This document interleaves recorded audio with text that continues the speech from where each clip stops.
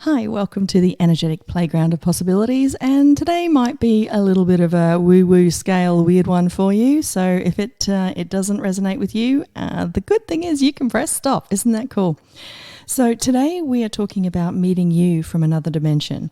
And what I mean by that is my interesting point of view. And again, I am not an expert. This is just my opinion.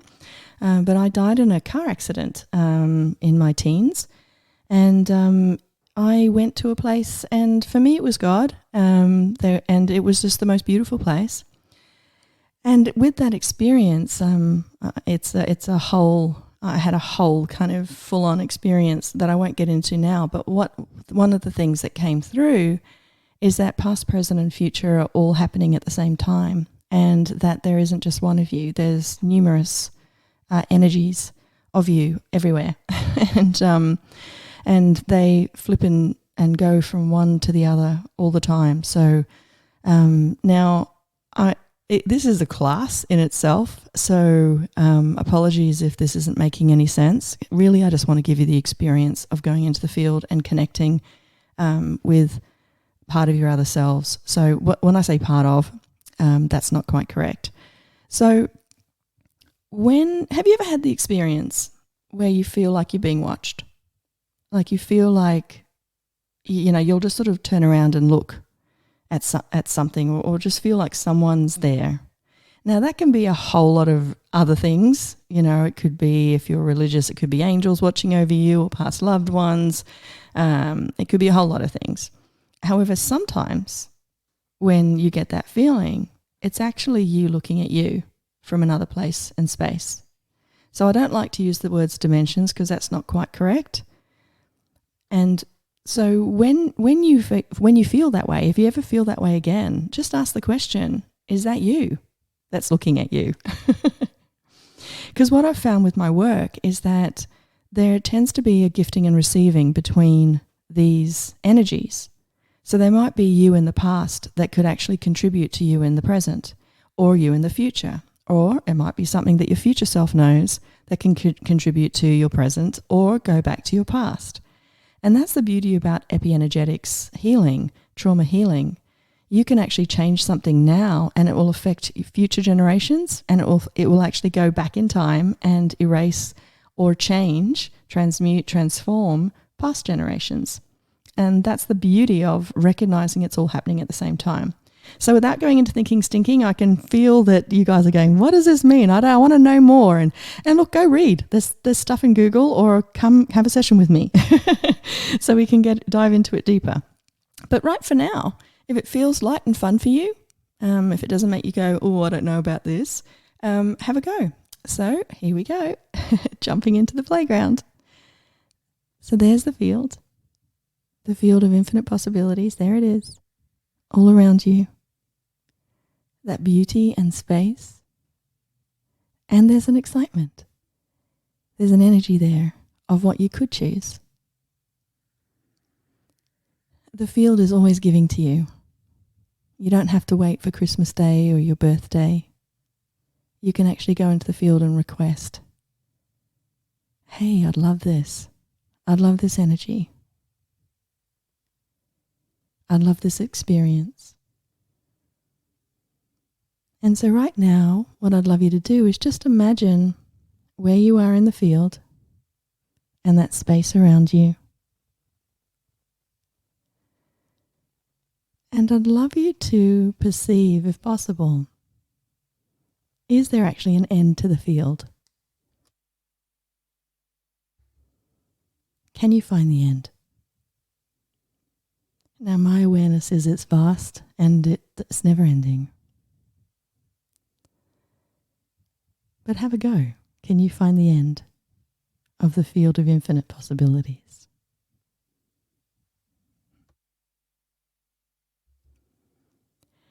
And so be aware of where your body is, and also be aware of you in the field and that spaciousness, that vastness around. And now what I'd like to do is, I don't want to put too many words in, because how you perceive the field can be completely different to another person. But I'd love you to become aware of where the past would be in the field for you. And where the now is, and where the future is. So when you've got those energies, you've got that awareness of, yes, that this part of the field is the past, and this part of the field is the future, and this part of the field is the present. And what I'd like you to do is just be aware of your body. Your body's safe. And be aware of the field and everything in the field, including these spaces of past, present, and future. And what I'd love you to do is just imagine, you don't have to leave where you are, but just imagine, perceive what it would be like to see the energies or go to that part in the field that is your past. So you're not actually going back there, you're just putting your attention on that space. You're not traveling to it, you're not engaging with it. You're just aware that, oh yeah, over there in the field, that's the past. And now I'm looking at it. I'm looking at the molecules. I'm looking at the past. Great. And now bring your awareness right back here with my voice. And now I'd love you to perceive the future. Where in the field is the future? And again, you're not engaging with it. You're not jumping into it. You're just aware of it. Oh, that's the future. That's where the future is in the field, where the energy of the future is. Okay. And maybe if it feels okay for you, notice any body senses. What do you perceive when you were paying attention to the past in the field and the future in the field? Notice what happens to your body. Does it expand? Does it contract? Does it feel amazing? Does it feel weird and wobbly? How does it feel? Do you hear anything or see anything or sense anything? And then now come back to where in the field is the present, the now. Great. And pay attention. Perceive. How does that feel, being here in the now?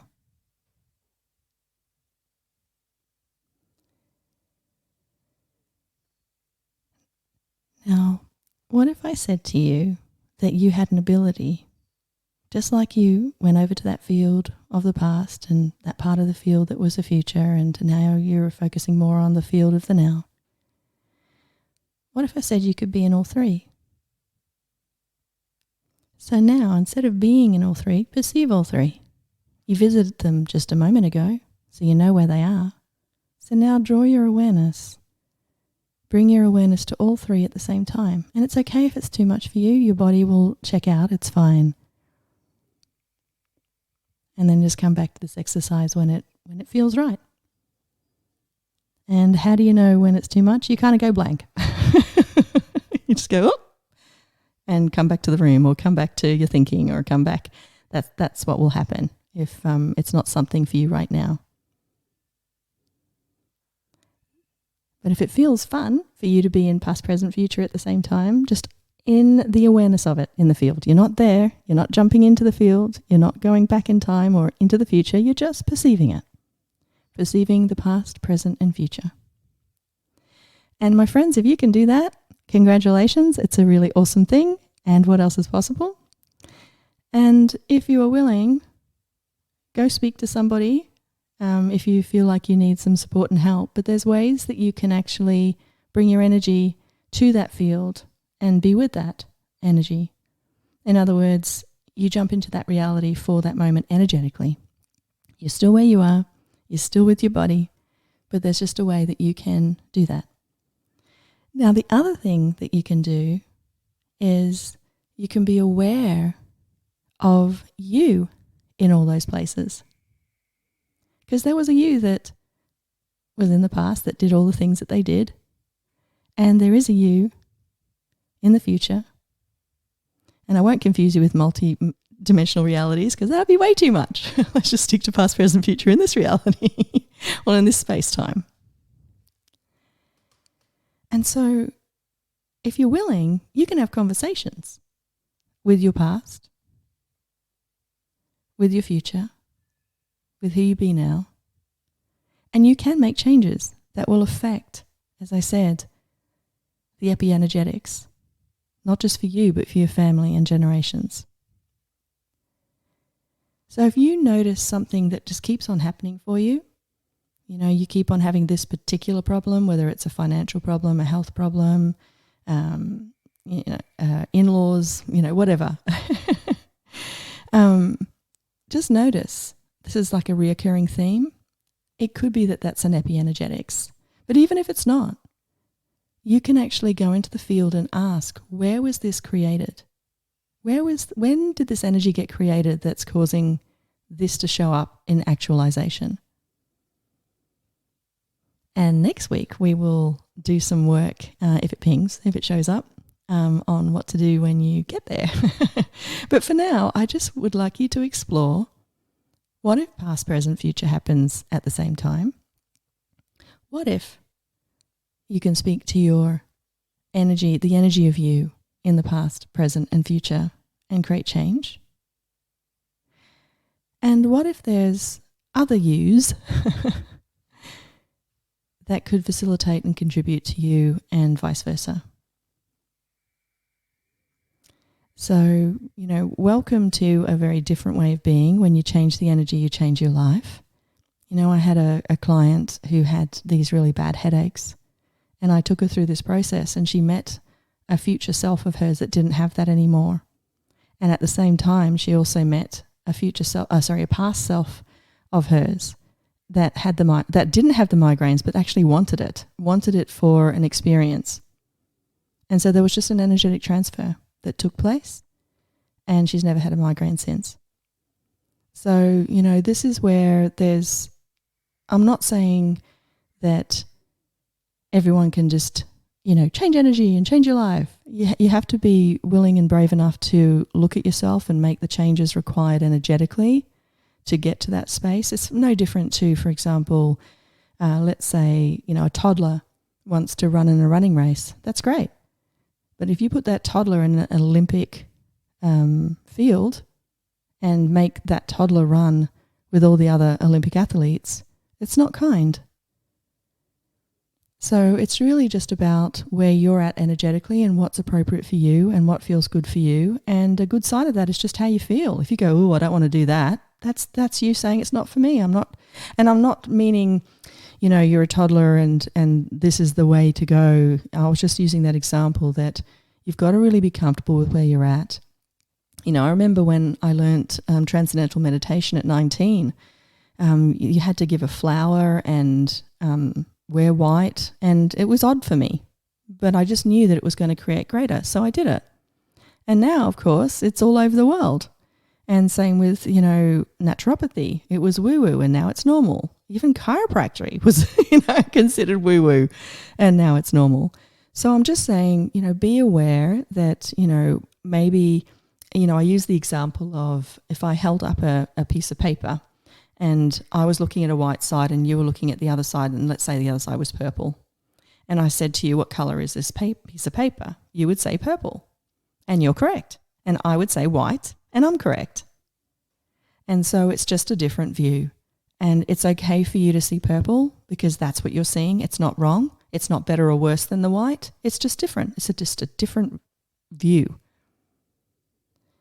Where it becomes a problem is if I try to impose my white onto your purple, or you try to impose your purple onto my white.